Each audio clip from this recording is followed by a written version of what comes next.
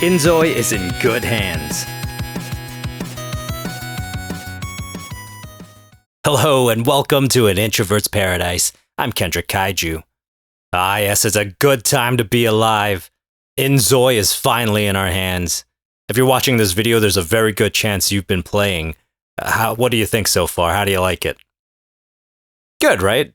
Not perfect. Got some stuff to iron out.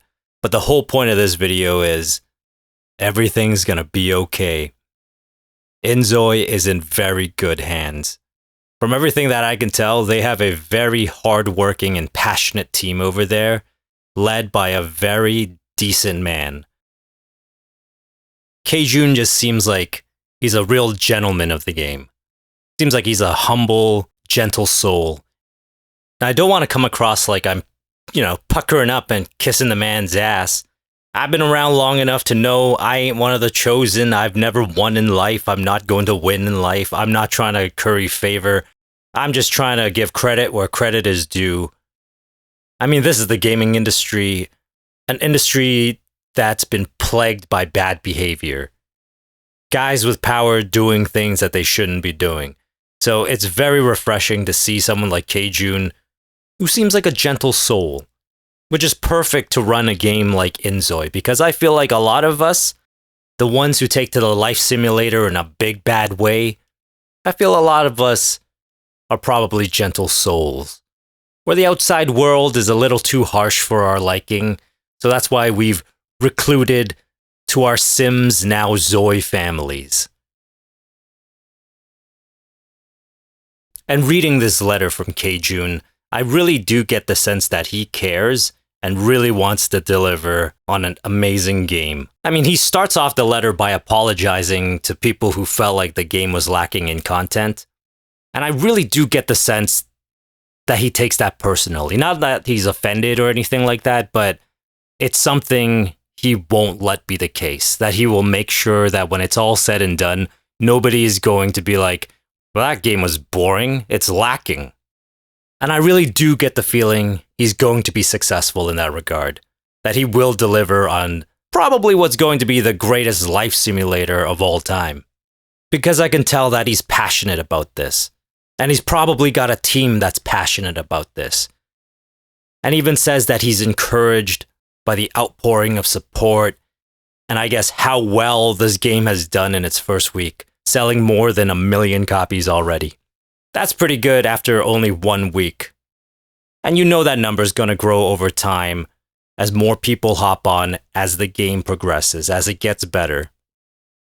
And I know we're in good hands because, as I said, there's a team, passionate, hard-working folk on this game too. It's one thing to have the great leader. He's the man with a plan. And he gets it. So that's very important. But if he were the only person, this game would be nothing more than a dream for Kaijun. But he's got a team there that's getting stuff done. Because in the letter, at one point he talks about the team needing a little break because everybody's tired, everybody's worn out from launch preparations, and that they were going to take a little break to recharge, which is perfectly understandable. Absolutely, take that break. I'm sure they've been going really hard, at least for the past 6 months, if not the past couple years. So I was like thinking, well, how long do you guys need? Maybe like a few weeks, a month maybe? Go nuts. Take some time off. The game's in our hands now. We'll be plenty occupied. But then Kaijun made a post on Steam just a few days later to clarify. He's like, so when I said we were going to take some time off, I just meant we were just all taking a 2-day vacation. That's over now. We're back. And I was so surprised. I'm like, what do you mean you took a 2-day vacation? You mean a weekend? What is going on over there? Most people get 2 days off every single week. What does their work schedule look like for them to not know what a weekend is anymore? And here's the thing. As someone who was brought up on the Asian work ethic, even I was surprised. Even during my workaholic days, when it was time for a vacation, that was at least a week, if not 2. And even though I don't think it's great these guys are working so hard, working so much, because really, at the end of the day, A, it's not good for you. It's not good for your family. Definitely not good for their mental health. And B, eventually, this thing's going to catch up with them. perhaps in surprising ways, but working this much always has a negative consequence somewhere down the line. And I certainly don't wish it upon the inZoi team. But, like it or not, the schedule that they're on yields results. Because they are on top of things. Because, someone or someone's, a team of people, is definitely reading all of the feedback. They're on that Discord, and they're hearing what we all have to say. Because the main concern after a few days of playing is players realized, wait a minute, why are we aging so fast? Why are Zois dying in only a matter of days? Well, this ain't gonna fly at all. Now, I haven't played enough for my Zois to get old and die. I've just been in character creator mode. At this point, it's gotta be like 20 hours I've been in there. I've probably played like 5-6 hours and like spent 20 in character creation. I need to get it together. That's my mental health issue, right? Or at least one of them anyway. If only that was it. But I kid you not, the team heard us, and within 2 days, within 48 hours, Zoi aging can now be toggled on and off. That is so unbelievable, and I'm pretty sure unheard of in gaming.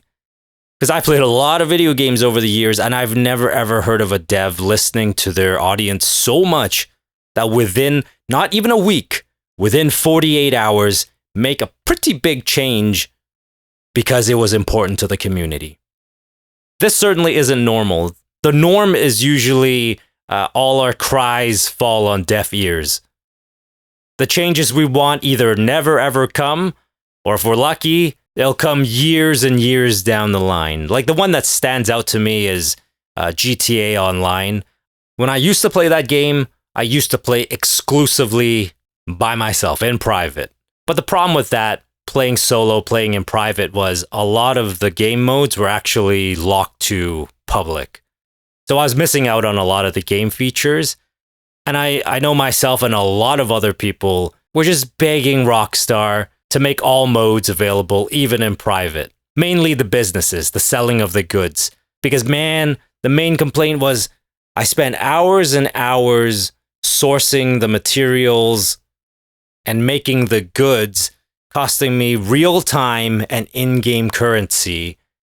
And when it's time to go and sell it, playing in public, you run the risk of some ass clown griefer just flying over and then boom, blows up all my stuff, and there goes hours and hours of my hard work.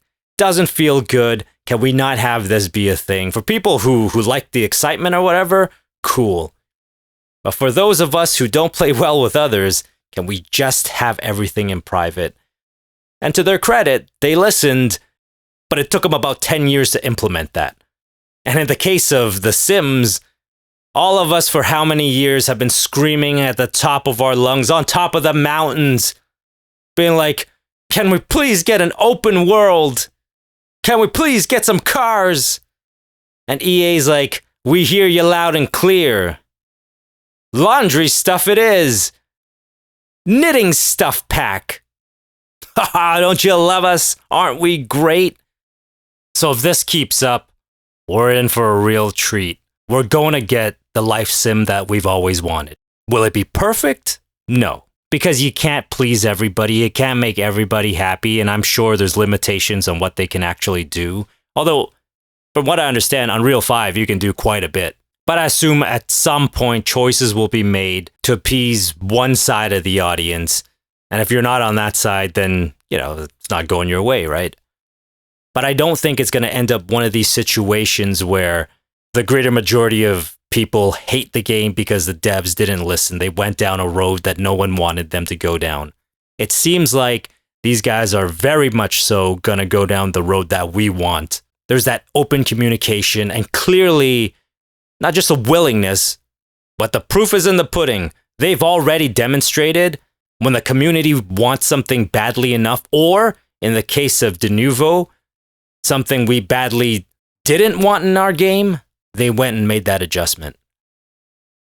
We're in very good hands here. I'm very excited about the future of inZoi. And on that, let's call it a day. All right, thank you for tuning in. Thank you for watching.